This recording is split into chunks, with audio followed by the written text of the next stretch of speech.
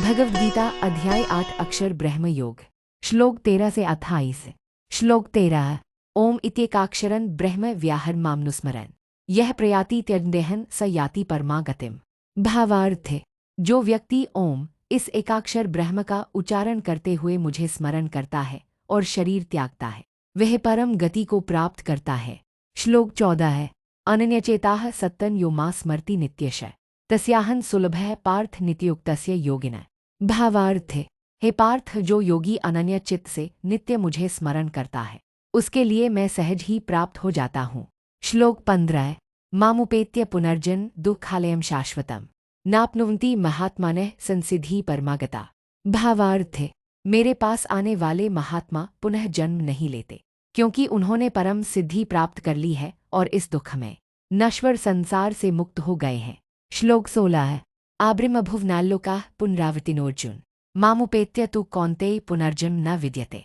भावार्थ है, हे अर्जुन, ब्रह्मलोक तक के सभी लोग पुनः आने जाने वाले जन्म मरण से युक्त हैं, किंतु जो मुझे प्राप्त करता है उसे पुनर्जन्म नहीं होता। श्लोक 17 है। सहस्रयुगपर्यन्तमहर्यद् ब्रह्मणो विदु रात्रि युग सहस्रांता तेहो रात्र विदो जना। भावार्थ है, जो लोग ब्रह्मा का एक दिन सहस्र युग 1000 चतुर्युग के बराबर जानते हैं और रात भी सहस्र युग की होती है, वही लोग दिन और रात का वास्तविक ज्ञान रखते हैं। श्लोक 18 है। अव्यक्ताद्व्यक्ते सर्वाः प्रभवन्त्यः राग रात्र्याग में प्रलीयन्ते तत्रैवाव्यक्तसंज्ञके। भावार्थ है, ब्रह्मा के दिन के आने पर सभी प्राणी अव्यक्त से प्रकट होते हैं और रात के आने पर वे उसी अव्यक्त में लीन हो जाते हैं। श्लोक 19। भूतग्रामः स एवायन भूत्वा भूत्वा प्रलीयते रात्र्यागमेवशः पार्थ प्रभवत्यः राग में। भावार्थ है, हे पार्थ, ये प्राणियों का समूह बार बार उत्पन्न होता है और रात के समय अवश्य लीन हो जाता है तथा दिन के समय फिर प्रकट होता है। श्लोक 20। परिस्थिस्मात्तु भावोऽन्यो व्यक्तो व्यक्तात् सनातने यह स सर्वेषु भूतेषु नश्यत्सु न विनश्यति। भावार्थ है, उस अव्यक्त से परे भी एक अन्य सनातन अव्यक्त है, जो सभी प्राणियों के नष्ट हो जाने पर भी नष्ट नहीं होता। श्लोक 21।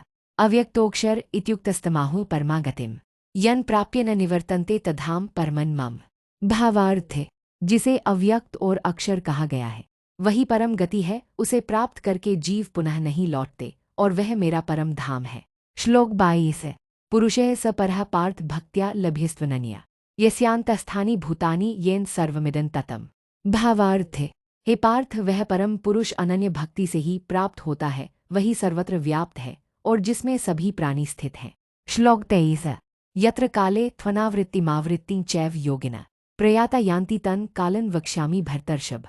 भावार्थ है, हे भरतश्रेष्ठ, अब मैं उस काल का वर्णन करूंगा जिसके द्वारा योगी पुनः लौटते नहीं और उस काल का भी जिसके द्वारा वे लौट आते हैं। श्लोक 24।